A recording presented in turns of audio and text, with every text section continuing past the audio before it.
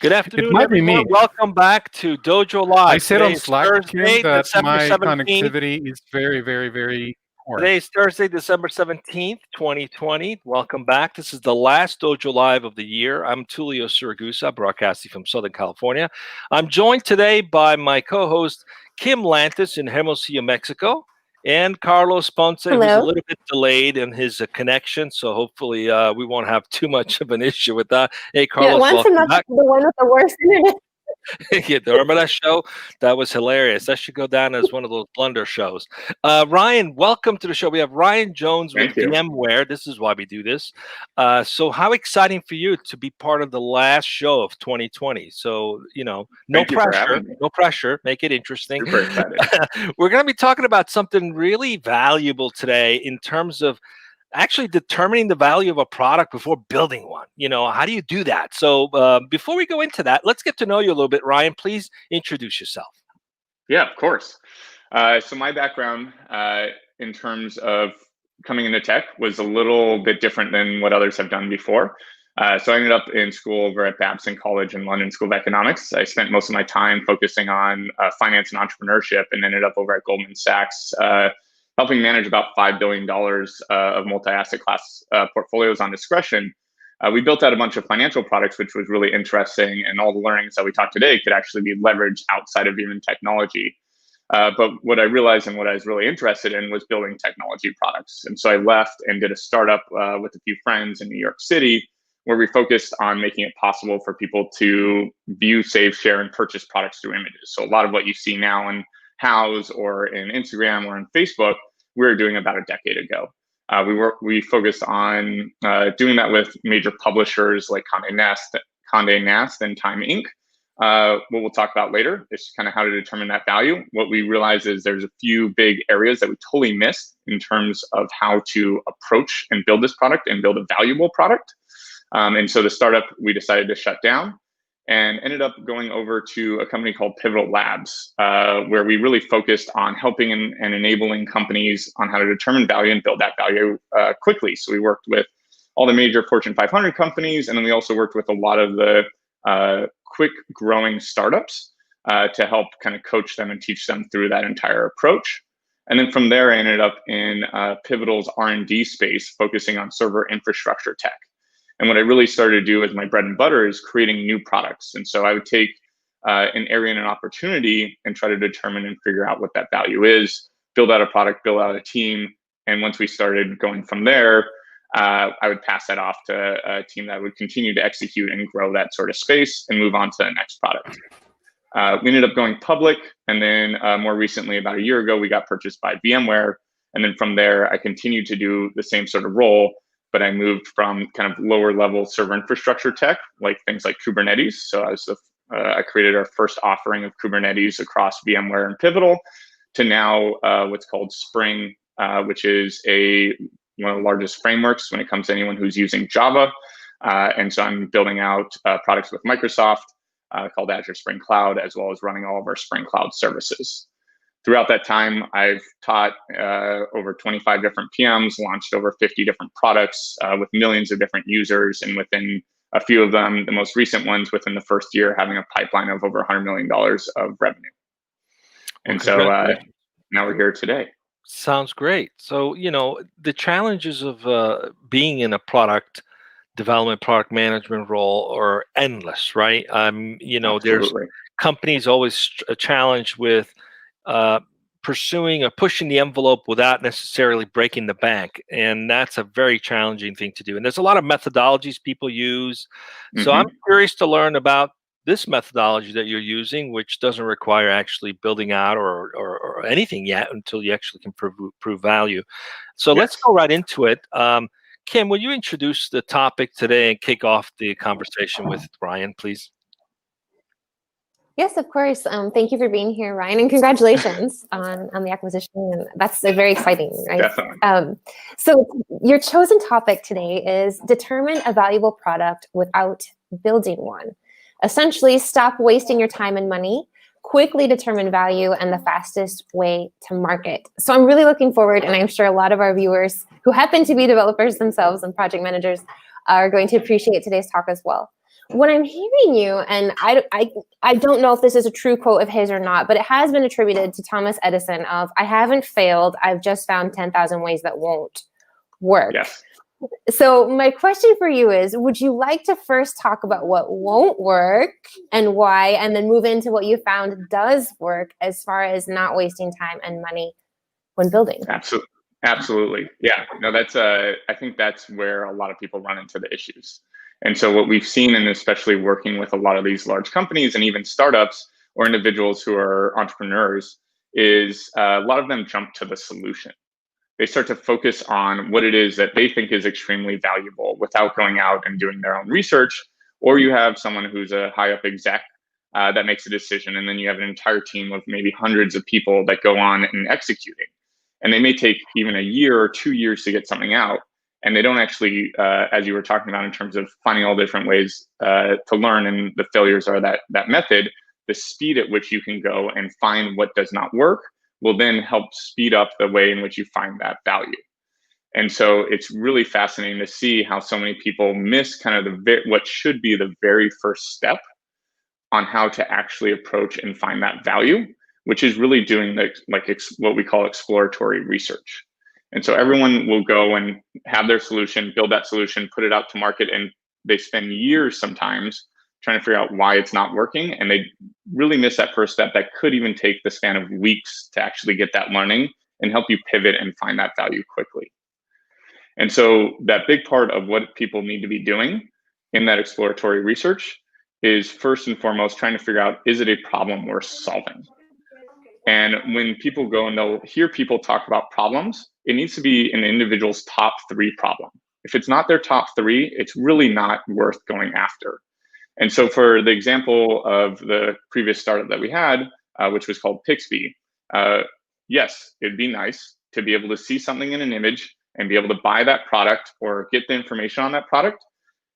But for most individuals, that isn't the top 3 issues that they have when they're viewing any form of media and when they're trying to be entertained or whatever it may be.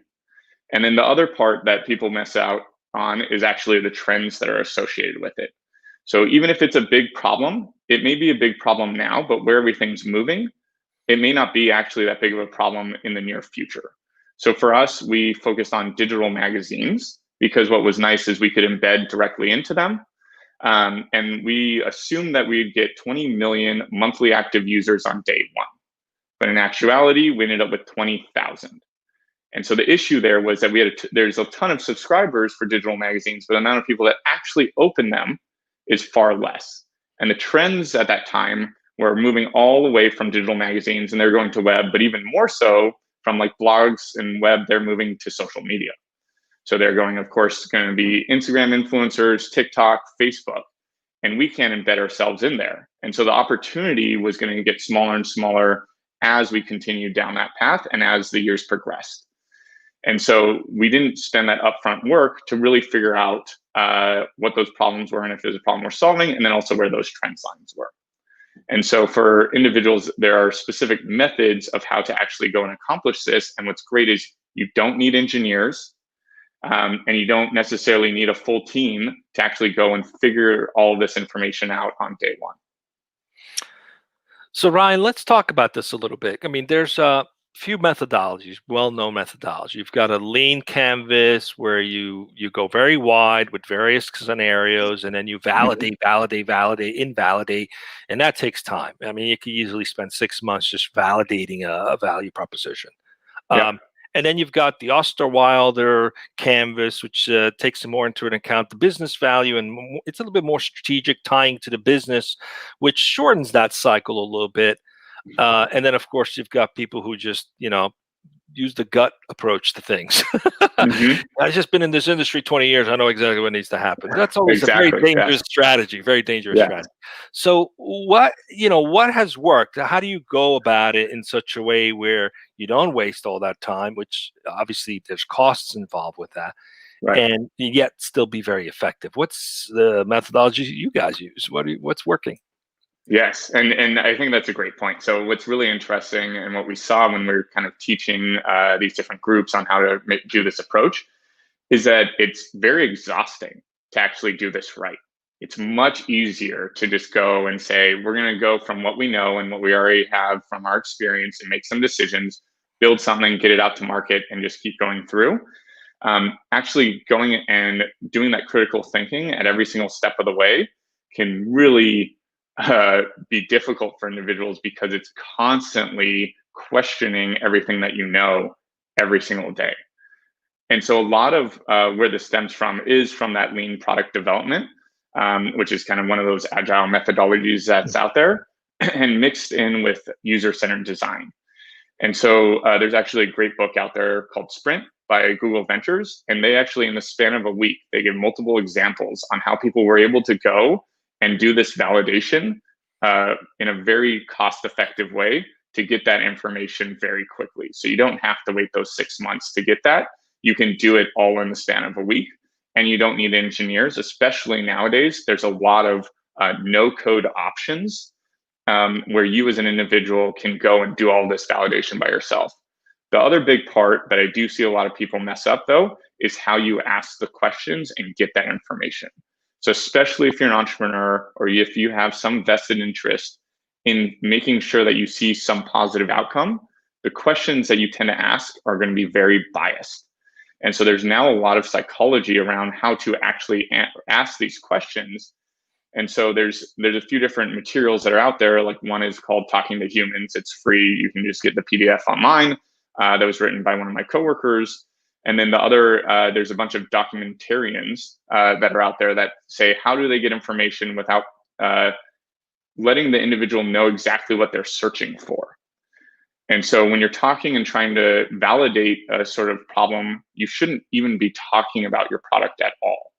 And so people need to be spending that time to figure out how they can ask the questions without biasing, and help driving people to the answers that they actually want as the interviewer, but actually get the truth and the data that's coming from those individuals. Interesting. So can you give us some use case examples of where you apply this? Yes. So there's a few different tiers. There's a few different tiers of how this works, right? And so there's, at the very beginning, the formation of trying to figure out a product. And then once you have that product up and running. And so it starts to change in terms of how you may make those approaches and the size of which you're going after it. The beginning is always my favorite, just because it's so wide. And so like an example is, we'll work with someone like Home Depot. They go, this is an area that we would like to tackle. We're not sure how we are going to make money, but we know that we need to start making revenue in this new sort of space. And so we'll go and try to figure out and talk to the individuals that they're going for, so those specific personas, and do some of the that questioning to understand what their real problems are and what they need to have solved for them. What's interesting, though, is a lot of people will go and they'll focus on a given persona, and if they start to figure out that those aren't the right problems for them, what they'll do is they'll start trying to figure out what the right problems are for that persona. The other option is that you may actually have the wrong persona that you're going after. And a lot of people don't think of that as a way to actually pivot. Instead of pivoting your product and your problem because of what the persona said, is just actually pivot your persona. And so that starts to become kind of a really wide funnel in the way that people approach and try to get that information. And once you go and you can actually find a problem that's worth solving, then you actually go to that framing standpoint of figuring out what the right solution is for their problems. And a question that it tends to come out with a really interesting outcome is really asking people, if you had a magic wand, what would you have as that solution to help you? And so just leaving it to them and see where it goes.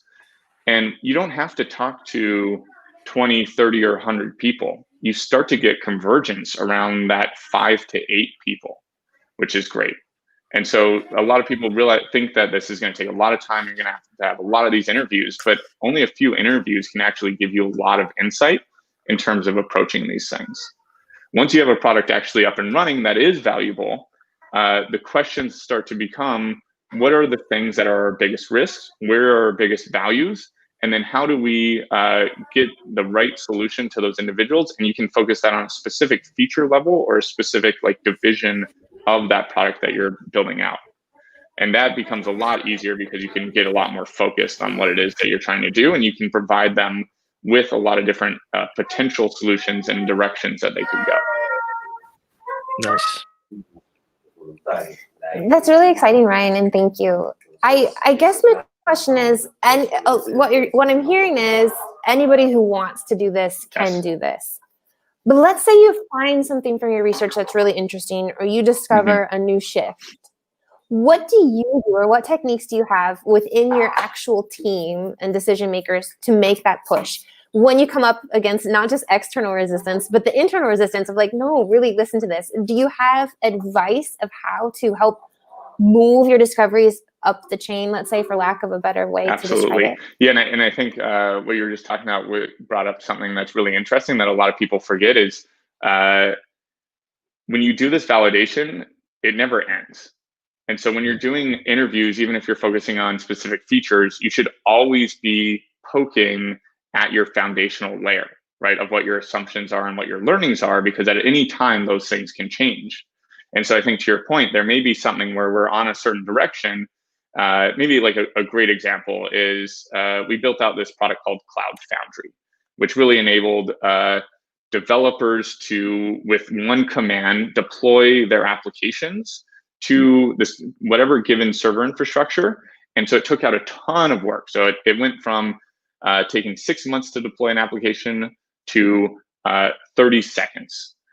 And what ended up happening is there's this new technology, Kubernetes, that came into play, and it actually really turned the entire industry on its head. And what we needed to do was realize that our foundational layer of what we had is now actually gone. And so we had to make sure that we started questioning that, and then go around and figure out how do we go into this new paradigm shift. And so what's really big when you're talking about how do we influence others and make sure that we get everyone on board, I mean, it really does come down to, especially for product managers, is data, right?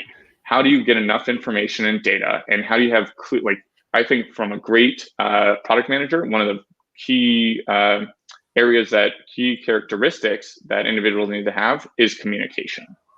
And so throughout the entire process, you need to make sure that you're communicating with all leadership and all stakeholders in exactly what you're doing, how you're doing it. And the same way that you'd have a roadmap for your product, you should have a roadmap for your research, and providing information along the way and using that data to help them make decisions. Or if they can enable the team itself to make those decisions, that's really impressive. And so we actually had a few instances where, say, companies would come from Russia or Korea or kind of all over to come to Silicon Valley to learn this method. They would come in with a predisposition of what they wanted to actually build. Within about a week, we would tell them this doesn't make any sense, right? And we'd be working directly with them on it. And so they had to go and work with this group that already put millions upon millions of dollars aside for budget to build this specific product. And so having those conversations, it really helped to bring that information from customers, to bring the data from all the trends that you're seeing in the marketplace, to bring that information and data around whatever those competitors may be. And not only that, start bringing up what could be a better space to focus our time and effort on. And so it is really the product manager's job to bring all of that information together and make sure everyone's coming along during that process, and it's not just at the very beginning and at the very end. Carlos, I think you had a question. Ryan, I got yeah, exactly. Well, I hope you can hear me. I think I fixed my connectivity by switching networks, but anyway, just let me know. Great. So Ryan, there's this idea about, and I always say that to our guests that I'm asking my questions from the layman terms type of viewpoint, because I'm not an engineer, and I don't have as much experience as Julio has in engineering, with an engineering background. So my question is this idea of apps for everyone. You mentioned no code or low code, I think, if I remember correctly. Yeah. So would you say that creating, for example, native custom quality apps using an automated platform can help a company, let's say, meet a market challenge by maybe pivoting to a different audience and business model?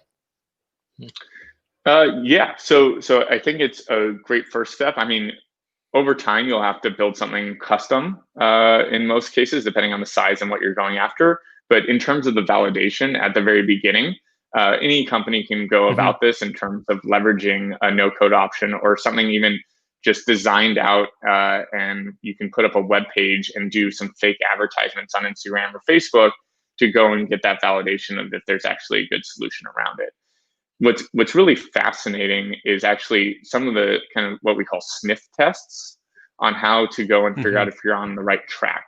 One of those is if you actually build a bad product from a UI and UX perspective, but customers still want to use it, that is always a great sniff test. The other is looking for hacks. So like an example of something that we were focused on is that people would use, say, Excel spreadsheets, or it take them hours, and they're willing to take those hours just to put in to get something up and running. Those are good places to know, like, get that sniff test and then go focus on something. Thank you so much, Ryan. Sorry. So Ryan, just to quickly recap, what I'm hearing is, and this is something you mentioned earlier, don't go into building a product with a solution mindset, trying to solve a problem or trying to create an outcome right away. It sounds as though what you need to do is become really good investigators, right? I mean, everything is an hypothesis until it's either proven correctly or wrong, right? And that's the mindset, at least in the lean methodology. Everything is an hypothesis. Oh, what if you do this? Well, that's an hypothesis. We have to prove it out, right? So absolutely. With that being said, sometimes there's the challenge in organizations, especially larger companies, the pressure to push new products out into the market and balancing that against the realities of, well, you don't want to just push product for the sake of pushing product. You want to actually create something of value. How are you guys balancing that within your culture? That's a great point. I think it's interesting depending on the size of the company. So I'd say at VMware, we are a very large organization and we have a lot of different divisions and a lot of different products. Our space that we're focused on is also relatively interesting because we've been around so long. We're integrated at almost every major company at this point. But our technology in some instances is actually relatively old. And so we have groups who are focused on maintaining that older infrastructure and those older products that need to continue because it can take decades sometimes for these companies to move over to some of the new technology. But then we have different groups and divisions that are focused on those new products. And so what we've seen is we do actually have to have some clear separation of those different product teams on who's focused on what, and also the people that are specifically working on them. And so there's this whole concept of people who are like explorers versus settlers. And so you actually have to change the individuals that are on those products depending on the needs of that product and the customers that are associated with them. And so someone like myself, I guess I'm more in that explorer camp. And so I'm used leveraged across the division to go and help find where those new opportunities are, build out those new products, get customers on board, help them understand kind of the new direction that's going. And then as soon as that starts to get to the point of a sustainable product, we bring in other individuals that are going to actually go and make sure that that's sustained for a long period of time. And so there is definitely that pressure of continuing to push and continuing to drive. I think what's also fascinating, if you do have the ability, right, we're going to go as fast as we can to do that validation. And along the way, you're going to be wrong at times. And so I'm really making sure that you continue this process throughout the entire life cycle. You shouldn't be celebrating a release just because you released something. You should be excited with the fact because every single release is an opportunity to learn. And so you should be excited about getting the learnings from that release versus the release itself going out. And so what our goal is really to get those releases out as fast as possible. And actually at Pivotal, our customers started to get a little frustrated because we were doing it so often. And so we had to actually go into a better cadence of quarterly so that they could start setting everything up to update all their software. Because before we were almost doing weekly releases in server infrastructure, which is on premise, a lot of the work that we were doing, that was unheard of. And so we had to actually change based off of the way our customers worked to get information, to get new technology out, but still is much faster than everyone else out there. Thank you. Ryan, what I'm hearing a lot is this sense of humility, right? This willingness to learn from other people. You mentioned earlier VMware being extremely large. You mentioned bringing in and helping teams, I think, from Russia, and I don't recall the other countries that you mentioned, which leads to my question of what have you learned working cross-culturally with cultures distinctly different than what you're used to? Thank you, Tulia. China and Korea, I think, is what you brought in as well. And we tend to vary greatly. And I see a lot of these elements of cultural differences coming into play with what it is that you do. The need to provide negative feedback. Are we direct with that? Are we indirect with that? What are we used to, and what's our approach to persuading someone, right? Is it more applications, or is it kind of more on a principle side, right? This is what we have to do with it, or this is why we have to do it. So what have you learned, and how have you personally perhaps had to have shifted your own outlook or adjusted yourself to work effectively with other people? Yeah, no, that's a great point. So during the Pivotal Labs times, we were, of course, hired to go in and help coach them and work in a completely different environment and completely different company. When I was driving out the Kubernetes offering, it was actually a joint product between Pivotal and VMware. So actually, we have different cultures at Pivotal and then VMware. So I got an insight to that. And then now one of the products that I'm running, Azure Spring Cloud, it's now in between VMware and Microsoft. So I'm kind of continuously sat in between multiple companies pretty much for the past 5 years. One of the points that comes out of it, there's this, I guess, methodology called extreme programming. And in that, they talk about courage. And one of the things about when they're talking about courage is really being able to speak up and give the information and not being worried about sharing that data. And so when you're working with these companies and someone really high up goes and says, this is what we're doing, but the team finds that information as they're going through those validation methods, having the courage to go and tell someone that maybe that information or where they started was wrong, and here's the new information, and then providing that new insights is really important. And I think a lot of it is really getting rid of that ego in terms of what you have and what your thoughts are, because over time, you're also going to learn new methodologies and new ways to approach things. And whatever you may be, you have a really strong opinion on, you may have to let go of that opinion very quickly. And so I think another approach in lean product development is like strong opinions loosely held. And so you do have to make decisions. You do have to drive a team forward. But at any time of new data and information, you have to be really ready to pivot and give up that thing. And you have to be okay with being wrong. And setting that precedence for others is really important if you're coaching or helping them. But then also when it comes to leadership, they may have some insights that you actually didn't know and didn't have. And so you need to take that information and look at everything. I think that was talked about earlier, right? It's very much a scientific method. And so hypotheses are with everything. You need to go and get that data and information. And if there's something new, you really need to kind of alter your approach and get rid of that ego. Interesting. Thank you. We're coming up on time, Ryan. It sounds as though if you go back maybe 20, 30 years in tech, the push was who can get a product out, right? And most products didn't change sometimes for years. Absolutely. So the mindset of building a solution that you can get adoption on, it was the big drive, right? So you build people coming up the ranks in product. This is the mindset. It wasn't necessarily a mindset of curiosity, of ingenuity. It was more like, let's get something that we can sell and make money with and push it out there, right? So, right. But what I'm hearing is that's like dinosaur thinking now, right? You've got to shift to more of a curious mindset. So how do you go about balancing when you hire folks, for example? How do you determine who's got that curious mindset versus those who might be more, I just want to get it done? Because there's value in the person who wants to get it done, but it sounds like you have to balance that out. So we're up on time, like a minute, but if you could share that with us, what's working, that'd be great. Of course. Yeah. And so we definitely need people that can execute extremely well. And that's really important.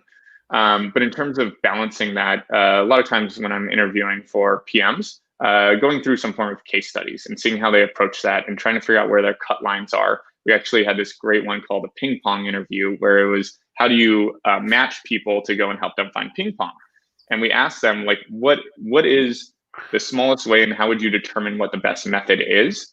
And some of the best answers were those that used no technology whatsoever. And it may just be a flag that's sitting on your desk that says, I'm ready to play.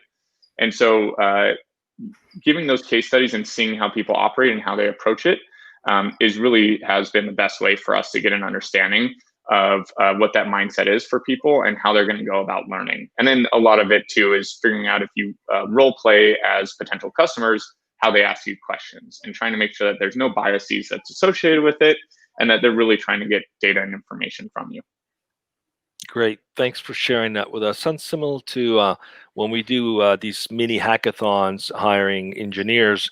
We don't only just look whether they can produce the code, but we're actually looking if they ask questions and they can engage and are curious, which is more important than actually just being someone who can be in a room by themselves and build something. We want to work as a team. So sounds like teamwork is important. It's been great to have you with us, Ryan. It was the last. It's the last show of the year, and it didn't disappoint. I really show enjoyed the conversation with you. I'm excited for 21.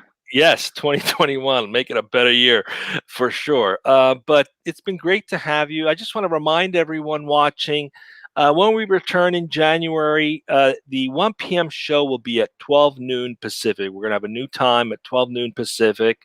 And then the 10 a.m. show on Wednesday will continue at 10 a.m. We might add an additional date to the 10 a.m. show, probably Tuesday and Thursday. So a lot to look forward to in 2021. Many more Dojo Lives, many more great guests like Ryan. So don't forget, join us. Mark your calendars. And we want to wish everyone a happy holiday season and a safe, happy new year. And until we see you again, thank you so much for being with us this year. It's been a great year. Anything you want to add, Carlos or Kim? No, not really. I mean, as you know, Tulio, I usually kind of talk about what's going to happen next week. But the only thing that's happening next week is we're all celebrating being here and healthy. Right? Exactly. So, well, the only thing is left for me to do is just thank our guest, Ryan, for having agreed to be with us today. It was great to have you. And I apologize for the little glitches on my connectivity, but this is how it is in this day and age. So thank you, Ryan. Thank you, Kim. And thank you, Tulio, as ever. I'll see you in 2021.